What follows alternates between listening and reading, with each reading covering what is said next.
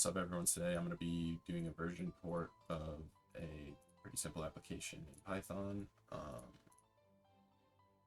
Yeah, pretty much this is just a very small project that I'm looking to do some versioning updates on and restructure the code of. So I'm going to get my hood up here so I can really jam out to this no copyright sounds. Probably put the link in the description, but this is the song. I'll probably run it back a couple times. I got another mix to play, but you don't want to hear the song 5 times, maybe skip ahead, but you'll miss all the cool stuff, so probably don't.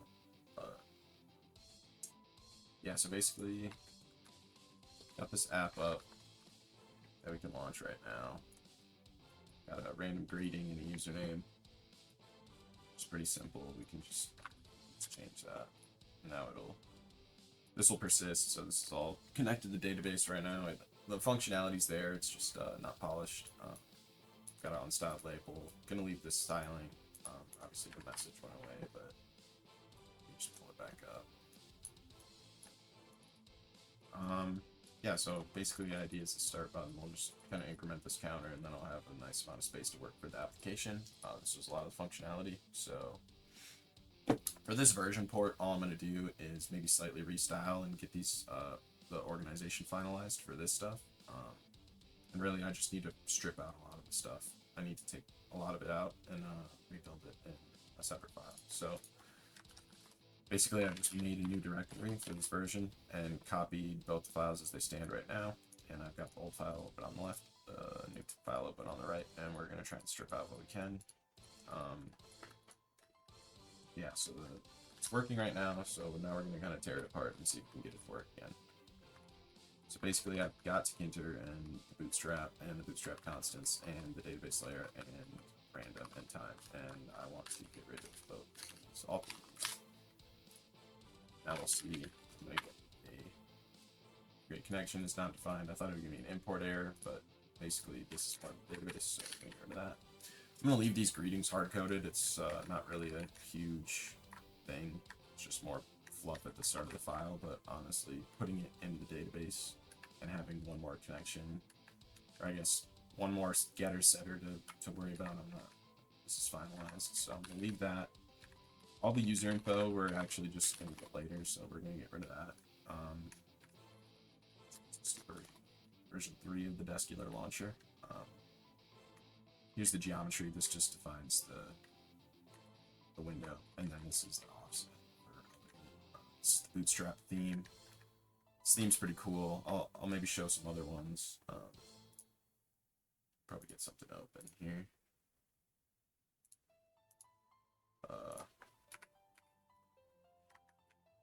Maybe mess with that a little bit. So this is pretty cool. This is actually not needed, I don't think. The root frame at least.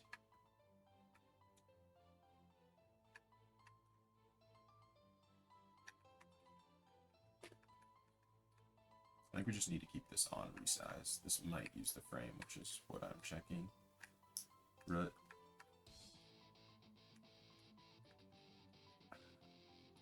Yeah, I don't think we need this container. We're gonna go with a 3x3 because it's pretty easy to place stuff in. As you can see, I could get it all where it needed to be quite easily.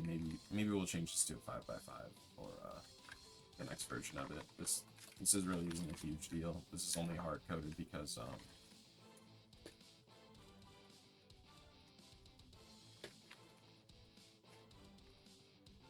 that function. So this is just some custom styles. A lot of them don't actually function that well, so I think I'm gonna leave them, but I'm gonna probably have to redo, and maybe I could shorten some of them because you can't actually inject the font, so this is more just changing the size and if it's bold or not, sadly. But since this is the button, I'll leave a lot of this stuff and all the colors. Probably write some more styles later, but these are just kind of annoying, but we gotta have them in there, and they gotta be defined before the actual thing. So this is the greeting. We can leave that. That just randomly selects a greeting.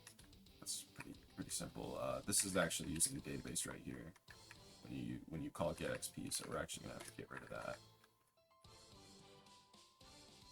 Same with add XP. This is also calling the database, so we're just gonna get rid of that. Or let's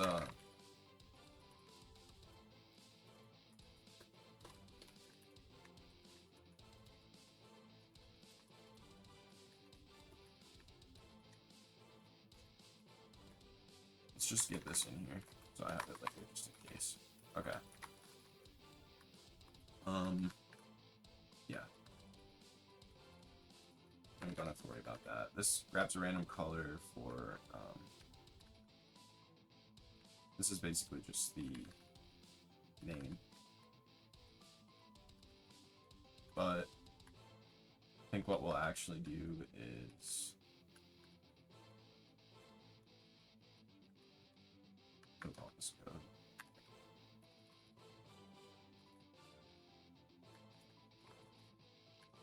Mostly because I want to make that into one function and I want it to be pulled from a separate file. So, and the nice thing is we don't change anything about the old version, so a lot of this stuff is recoverable. It's more of like a speed run versioning. So I have the greet, which just formats a greeting with the username. That's pretty simple. The only thing is that I can actually move the greetings into another file. So I think we're actually going to opt for that as well. Just because I really want to get this, it's different. This is sweet, yeah, so we'll actually just get rid of these. I know I just said we weren't, but we're just going to have to do that. We're going to clean this up. The styles are just going to have to stay, I think. This window is going to have to stay. That's just kind of part of it. I don't really want to do the styles in these, which I'll show you. So this is how you just basically get an element to pop up. And as you can see, you can use the boot style, which is part of the bootstrapping, which is why this comes from the TTK. But I could just as well do label. I wouldn't have access to the boot style flag, which is this, and I won't have access to a flood gauge. This is actually independent to the other package. Yeah, so that's looking pretty good. We'll keep the on resize. We need custom events still, because this actually calls another bootstrap. However, this is going to have to change, so maybe we just get rid of this. Yeah.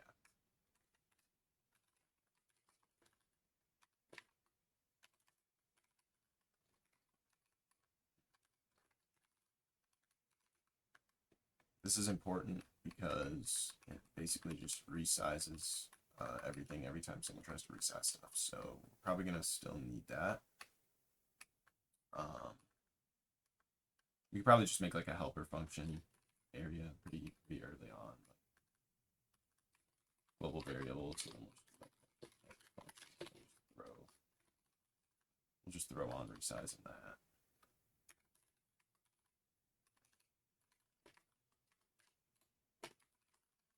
There's just no point in having it in here. So we'll leave all these definitions.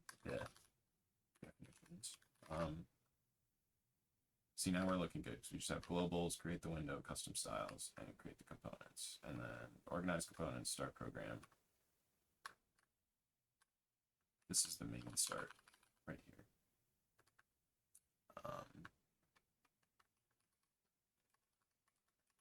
Really, we could bind on resize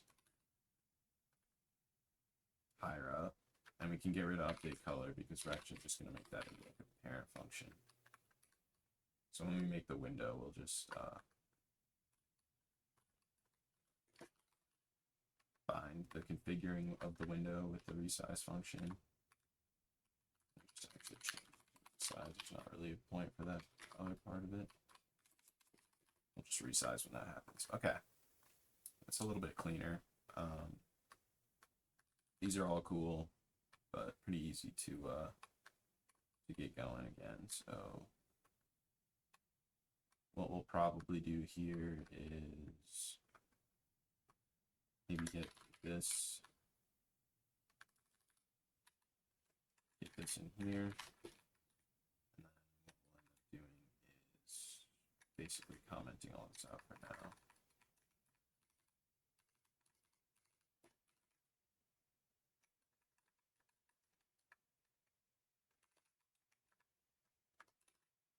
We can actually start the loop till everything's there.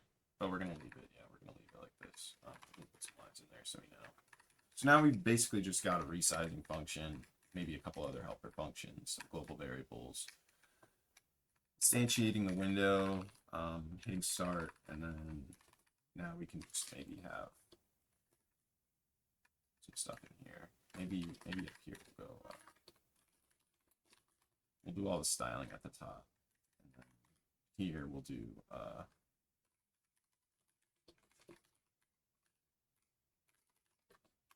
Definitions, and then we'll do that, or I just organize them as I define them, which is more of just user choice on what to do. So I could really just define all the components in here and organize them and set their spot, because you can just see up here. This is pretty much a one-liner for organizing them, which is kind of annoying for everything else, but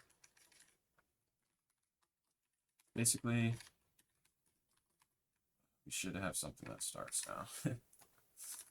It's gonna be pretty barren, but it should boot up. Yeah, so here's v3, same window size. I'm not actually gonna change anything about that, but what I am gonna do is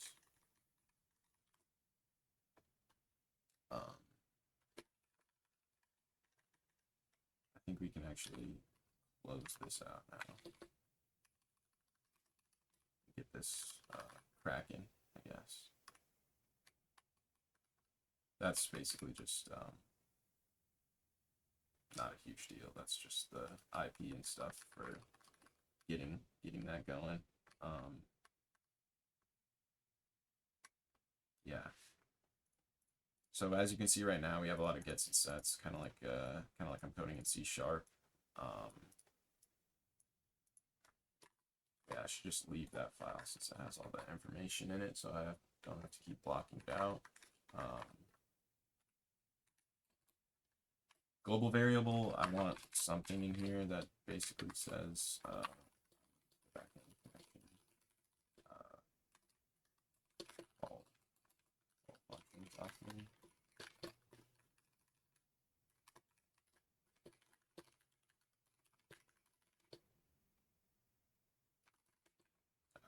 I'll just go ready. I'll go R. R is not pretty non-descriptive.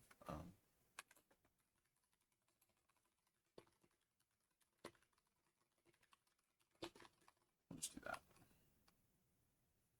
So we'll just do a lot of stubbing and stuff here.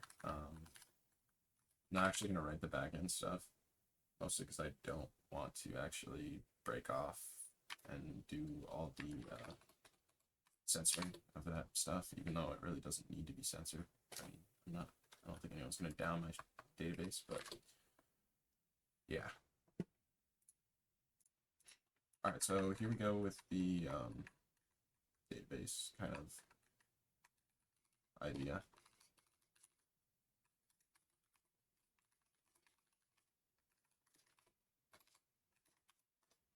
I'm basically just going to say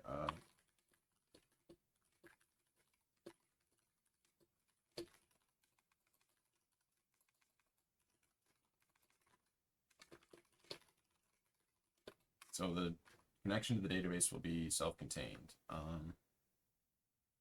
and it'll basically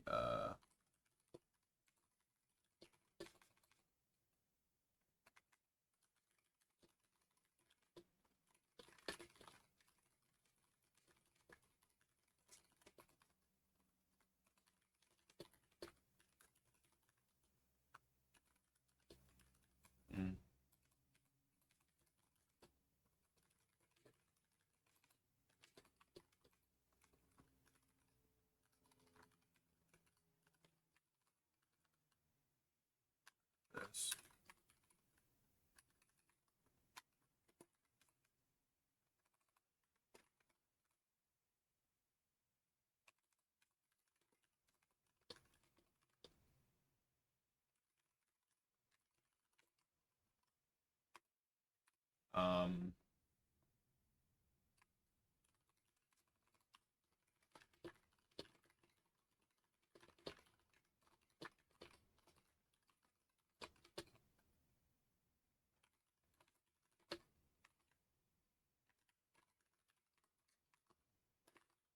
So basically just name commands using tkinter. So if I wanted to call this command, I'd do it like this, right? Because I want to actually grab this method off this object or instance of a class and then execute it. But the execution is kind of interpreted by the tkinter object itself. So you actually just pass the function name, it'll find the function, and then it will say, okay, I'm gonna execute it. So that's kind of the idea behind how I want the backend stuff to do. Yeah, I want on boot for a connection to be made, and then I want incremental, or it'll be holistic because every once in a while it'll just pull all the data and update everything. So I need to write an update function basically instead of how I had it before. But that means I want to get everything that doesn't use the database done and working. So then I can just stub stuff out and basically do that. I guess there's not really a harm in maybe 5 and v3. Okay.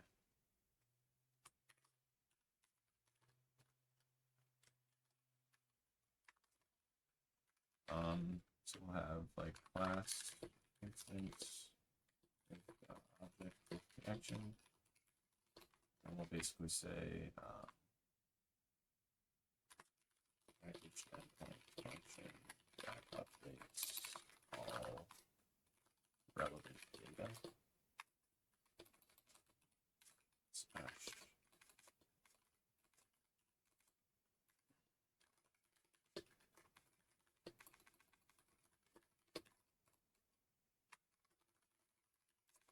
Basically, since XP is just getting a user value, that can happen.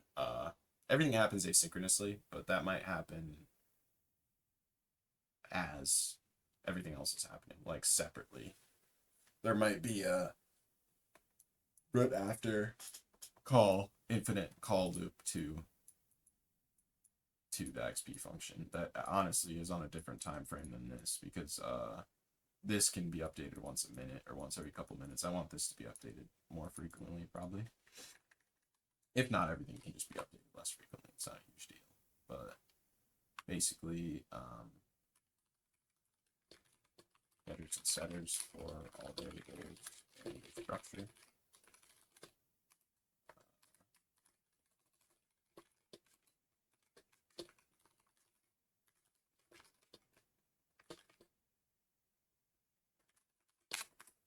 Basically, all of the database endpoints are going to exist the same, and the only thing that's different is the username that you access it with. So it won't actually be the username that the application shows. That'll be a value stored based on this user credential key.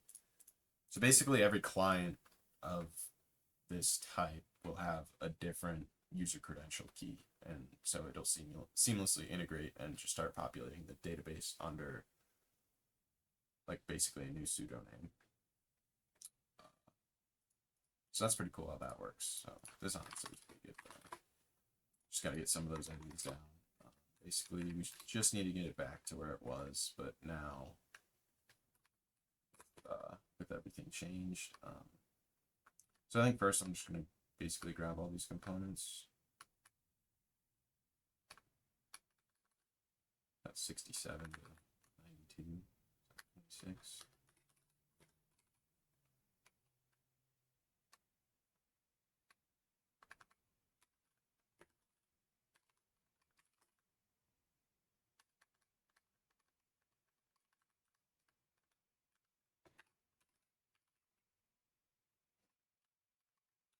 Here we go.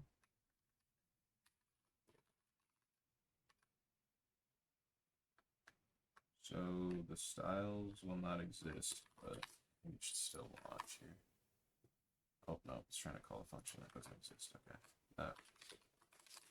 that will get its network. Here's my function. It does not exist. I'm sorry. Where's create? Oh. have it in the text. That's tough. Okay. So here's where we're back to. Here, the change username doesn't actually open change username. And these aren't glued to the size because I changed the size. But that's interesting.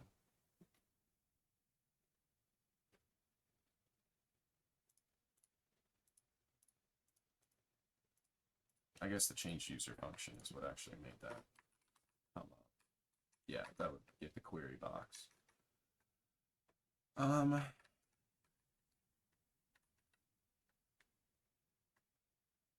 Okay. That's not a huge deal. But as you can see, this is why we need to refactor this stuff and basically flesh it out and scrape everything out, really.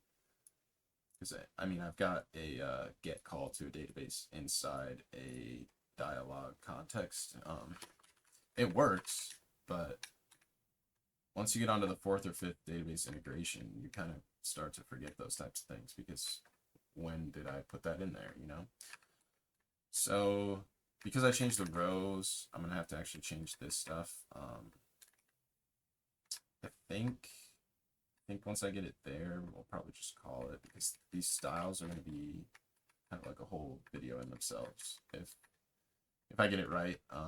But basically, along this, as I organize them, is going to be basically just adding a couple more components, a couple more of these guys, and then that's pretty much it. And then it's pretty good, and then I'll add the new database integration. But it's kind of a 3-step approach right now, so it should be like 4 video series maybe, and we'll end with a cool little launcher that you can use for yourself, and you can style it however you want. You can make it not keep track of XP, you can make it keep track of time. I'm going to do both, but yeah. I can explain more of the mechanics of those systems probably when I do the database stuff, but this will probably be just getting this organized and then probably styling it and then probably writing all the database stuff and then integrating it. I could assume. So I actually get the title not on the top column. We will have it all the way to the left, and we'll just see how that looks. We don't put a sticky. So if you think of a grid, basically the way that all this works is you have a big grid. I don't think I can do a grid. That's gonna make this slightly annoying. We'll just do a 3 by 3.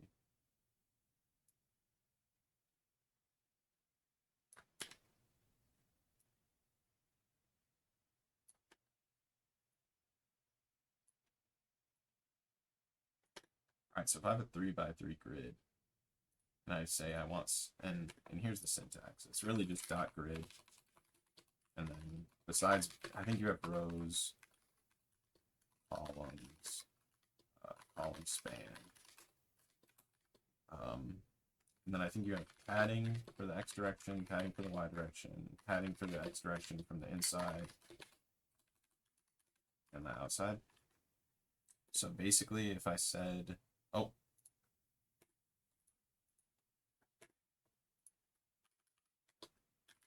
and then a sticky string, which is a value. I forgot that guy. So it's something would pop up here if basically said, I said dot grid, and then I said row 0. I'll just put a little shorthand. I think they get the idea. Row 0, column 0. This is column 0, row 0. Or I guess 1, 2, 3. Technically, it's got another. It starts at 0, right? So if I wanted a 3-column layout, I would actually only have it go 0, 1, 2. So I'll go 0, 0. And then if I did sticky equals northwest, that's what's going to put it up here. So basically you pick what to put in, and then if I did like a row 1, column 0, column span 2, sticky east, that's going to put it in the middle on the east side of here, but it's going to have a 2-column span. it's going to start in this column. So you can kind of get the idea of how this works, and then you get stuff in the corners, and then it's basically just that. Since I did 5, I'll have 6, so I should actually change that. I think what I'll actually want is 4, because I want 5 total. So now I'm going to say the change username button is the top right of the screen. The user button is going to be right under that. Padding I'm not going to worry about right now, but the user label is also north, so I'm going to actually change that to northeast, see how that looks. The title, we can put in that, not the top row, but the one under it. We could do a column span for this one, I think. And we'll make the sticky to the right, so we can hopefully kind of show the idea I was trying to show. The user label is just going to be right under there, so as you can see, they're both column 4. This one, we'll just need to move down over one. Got one bigger layout. Still be southeast. The gauge will be, since we have 0, 1, 2, 3, 4, 5, or 4, we actually have 5. So if it's in 2, it'll stretch. This should stretch. Maybe I got 0 and it stretches. I'm not actually sure about that one. The XP text has to be completely identical because I want it to be in the same exact spot, except just padded up a certain value. We'll exaggerate it a little bit so you can see what I mean. Yeah, so if we start that up, now we got something that looks a little bit more scary.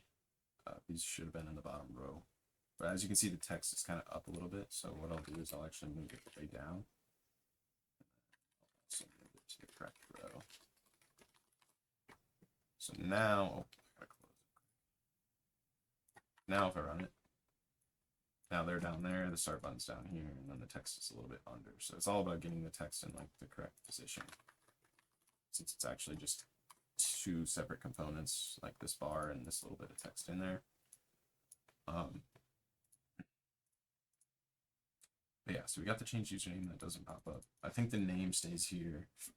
Maybe the title does go on top, and the name can actually move up to the northeast as well. Whoops. I think I want this west, and I think I want it row 0, and then the user I need. Oh, that's already sticky northeast. Let's see how that looks. All right, so now you get in, and it'll be like welcome. Change your username. The launcher still isn't stuck to the top, but that's because I just need to make this northwest. And then the name is a little bit funky. A little bit funky indeed. Just get this out of the way. So for the title, this is an easy fix. And then that will bring this up.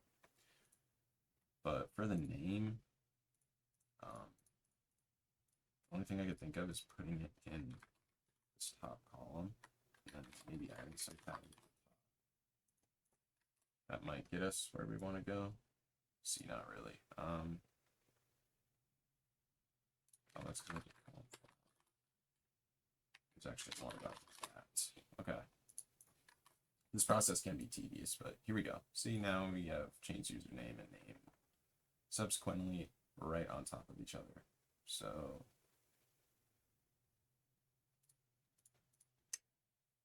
not sure why that is stuck. Maybe if I get rid of this, then I'll be able to freely. Okay, so that's a little bit better. I still think we want it to be east. Now that we have some padding, we can yeah, maybe east. Just want it to be under it a little bit. Oh, I gotta keep it under twice. Yeah. So like welcome will maybe be like this, and then the start button will obviously stretch almost to this.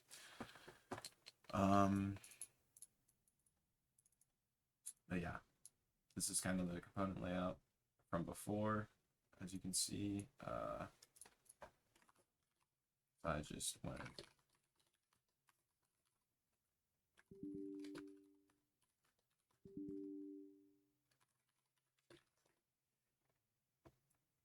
So as you can see, we lost the colors. We moved the name down here, which I might move it back. It is kind of good at the top. This title will probably float as I figure out where it's actually going to go. But that's pretty much all I wanted to get done, was just get this back in shape, but about 200 lines shorter. I'll actually check how much shorter it is. Adding this functionality should just be some imports. I don't know, maybe a couple functions, but we can check out what the difference is, what the damage is here.